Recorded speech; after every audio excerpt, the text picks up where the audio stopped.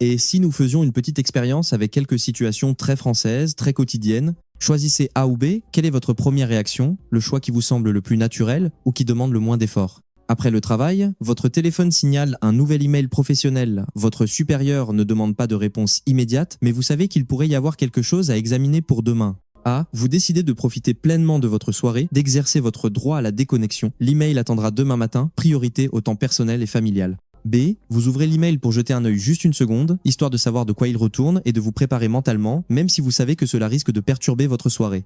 Shopping. Vous avez besoin d'un nouveau jean. A. Vous entrez dans une enseigne de fast fashion habituelle, au prix abordable, avec beaucoup de choix, l'achat est rapide et pratique. B. Vous prenez le temps de chercher une marque à la production plus éthique, peut être made in France, en tissu bio, acceptant de payer plus cher et de consacrer plus d'efforts à la recherche et à la sélection. Intéressant, n'est-ce pas?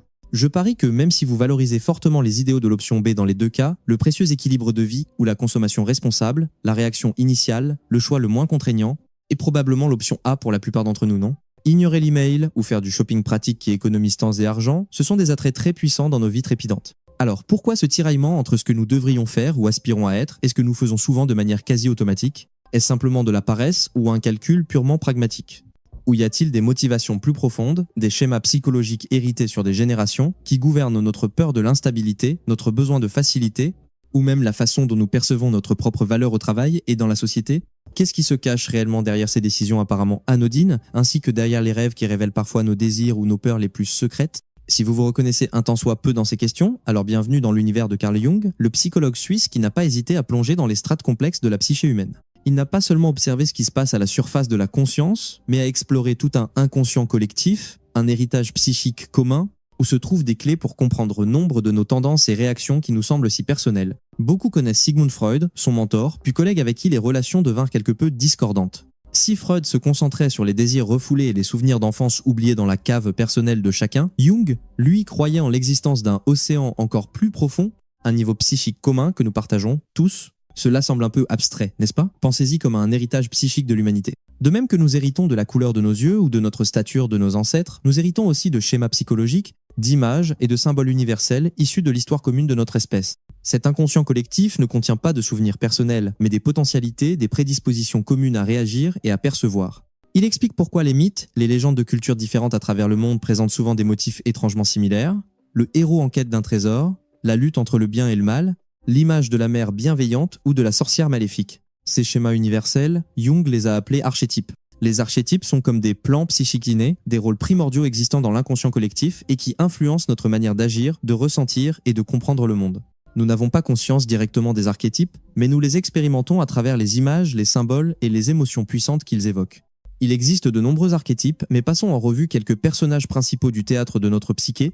Persona, le masque, c'est notre visage social, le rôle que nous jouons face au monde extérieur pour être acceptés et nous intégrer. Pensez à la tenue que vous choisissez pour aller travailler, à la façon dont vous parlez à votre patron par rapport à vos amis proches.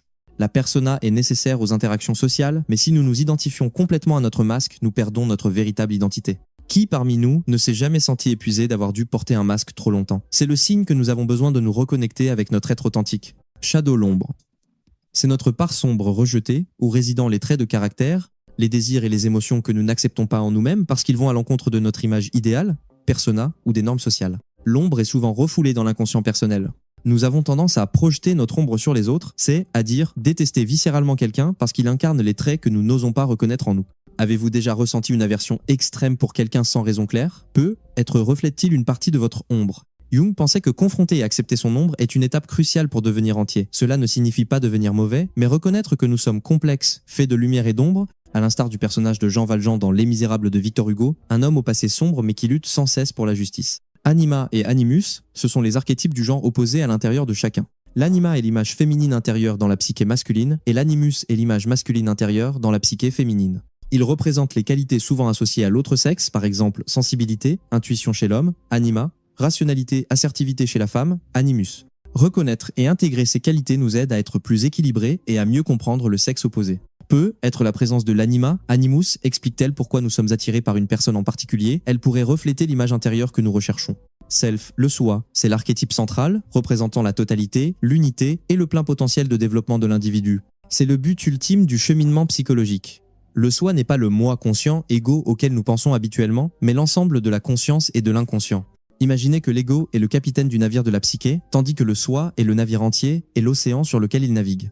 L'objectif n'est pas que l'ego contrôle tout, mais qu'il écoute et coopère avec le soi, avec notre être tout entier. Alors, comment entreprendre ce voyage d'exploration de soi? Jung appelle ce processus l'individuation. C'est le voyage de toute une vie pour devenir soi-même de la manière la plus complète, la plus unique, en intégrant les opposés intérieurs, conscients et inconscients, persona et ombre, anima, animus. Ce n'est pas le chemin pour devenir parfait selon les attentes de la société, mais pour devenir entier. Comme la philosophie connais-toi toi-même gravée sur le temple d'Apollon à Delphes, que nous, Français, tenons en haute estime depuis les Lumières, l'individuation est un appel à une profonde connaissance de soi. Pour écouter la voix de l'inconscient, Jung accordait une importance particulière aux rêves. Contrairement à Freud qui les voyait principalement comme la satisfaction de désirs refoulés, Jung les considérait comme des messages compensatoires de l'inconscient, utilisant un langage symbolique pour nous aider à reconnaître les aspects négligés ou déséquilibrés de notre vie. Un rêve récurrent de poursuite pourrait signifier que vous fuyez un problème dans la vie réelle. Décoder ces symboles, souvent personnels, mais pouvant aussi se rapporter aux archétypes, est un outil puissant sur le chemin de l'individuation. Jung s'est aussi intéressé au type psychologique. Il fut le premier à populariser les concepts d'introversion et d'extraversion. L'extraverti tire son énergie du monde extérieur, des interactions et des activités, tandis que l'introverti puise son énergie dans son monde intérieur, la réflexion et la tranquillité. Aucun type n'est meilleur que l'autre, ce sont juste des approches différentes du monde. Jung a également décrit 4 fonctions psychologiques de base, pensée, sentiment, sensation, intuition, pour expliquer la diversité de nos modes de perception et de prise de décision. Ce modèle est devenu plus tard la base du célèbre test de personnalité Myers-Briggs, MBTI. Enfin, impossible de ne pas mentionner un concept fascinant de Jung, la synchronicité. Il s'agit de coïncidences signifiantes, d'événements survenant simultanément dans le monde extérieur et dans la psyché, sans lien de causalité apparent. Par exemple, vous pensez intensément à un vieil ami perdu de vue et soudain, cette personne vous téléphone. Jung suggérait que ce n'est pas forcément un pur hasard, mais peut être la manifestation d'un ordre plus profond, d'un lien entre la psyché et la matière, possiblement lié à l'inconscient collectif. Bien que controversée, c'est une idée qui ouvre des perspectives sur les connexions mystérieuses de l'univers. En résumé, Carl Jung nous invite à une aventure d'exploration du monde intérieur riche et complexe qui est le nôtre. Il nous montre que sous la surface de la conscience quotidienne se trouve tout un trésor et aussi des recoins sombres de l'inconscient personnel et collectif où résident les archétypes universels qui influencent nos vies. Le chemin de l'individuation, en confrontant l'ombre, en intégrant l'anima animus, en écoutant les rêves et en apprenant à se connaître, est la voie pour devenir plus entier et vivre une vie plus pleine de sens. Peut être que les idées de Jung semblent un peu perchées au premier abord, mais si nous regardons attentivement nos vies, l'art, les contes, ou même les mèmes qui circulent sur Internet, qui touchent souvent à des peurs ou désirs communs, nous pouvons y apercevoir la silhouette des archétypes, les luttes intérieures que Jung a décrites. Alors, la prochaine fois que vous ferez un rêve étrange, ressentirez une impulsion inexplicable ou reconnaîtrez un schéma répétitif dans votre vie, essayez de faire une pause. Qui sait, c'est peut être une invitation venue des profondeurs de votre psyché, ces territoires que Carl Jung a courageusement explorés, nous laissant une précieuse carte. Le voyage de la découverte de soi ne finit jamais, et c'est peut être là sa plus grande beauté. Êtes-vous prêt à entamer votre propre périple ?